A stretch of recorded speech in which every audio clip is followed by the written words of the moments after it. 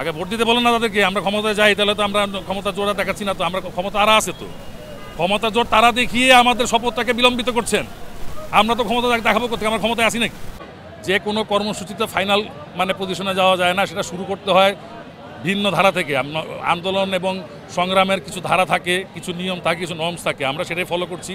আমরা প্রথম হালকা হালকা করে শুরু করেছি, এখন যখন দেখছি যে বিলম্বিত হয়ে যাচ্ছে আস্তে আস্তে আমাদের আন্দোলন জোর আরও বাড়বে। আমাদের আন্দোলনের বিভিন্ন পন্থা আমরা অবলম্বন করব যাতে করে আমাদের রায়, জনগণের রায় আমরা বাস্তবায়ন করতে পারি। নির্বাচন কমিশন ছিল এবং তারা অবৈধভাবে জনগণের রায়কে বদলে দিয়েছে।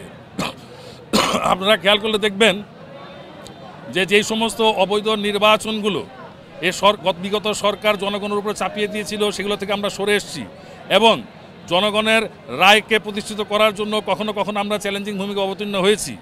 এবং আপনারা বিশ্বাস করেন এবং আপনারা জানবেন যে কোর্ট তো আর উল্টোপাল্টা রায় দিবে না, কোর্ট যাচাই বাছাই করে রায় দিয়েছে। কোর্ট তৎকালীন যে অবস্থা ছিল সেটার পরিপ্রেক্ষিতে যাচাই বাছাই করে কোর্টের সিদ্ধান্ত মোতাবেকই ইঞ্জিনিয়ারিং স্টেশনের পক্ষে রায় এসেছে। তার মানে তখন ইঞ্জিনিয়ারিং স্টেশন জিতেছিল। সব জায়গায় তারা চেষ্টা করেছে অবৈধ কাজ করার জন্য, নির্বাচনের রায় আমাদের উপর চাপিয়ে দেওয়ার জন্য, কিন্তু কিছু কিছু জায়গায় আমরা অতি শক্ত ভূমিকা পালন করেছিলাম এবং আমাদের পক্ষে রায় আনার চেষ্টা করেছিলাম। বিএনপি বিগত সমস্ত নির্বাচন অবৈধ ঘোষণা করেছে এবং সেই নির্বাচনের রায় চাই কেন, সেটা যদি আমাকে আপনি প্রশ্ন করেন তাহলে আমি আপনাকে উল্টা প্রশ্ন করি, এতদিন যে অবৈধ সরকার ক্ষমতায় ছিল, তারা যে অবৈধভাবে ছিল, তখন তাদের কেন জিজ্ঞাসা করেননি আপনি অবৈধভাবে আছেন কেন?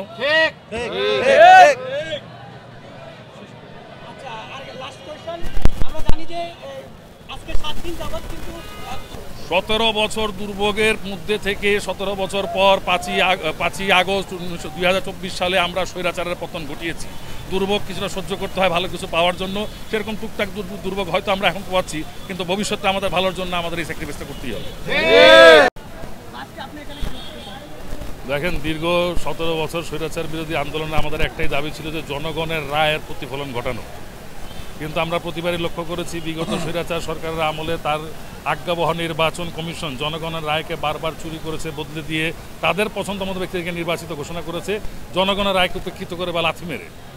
আমরা তার বিরুদ্ধে গত 17 বছর সবসময় রাজপথেই ছিলাম, রাজপথে অবস্থান করেছি মানুষের জনসাধারণের অধিকার আদায়ের আন্দোলনে।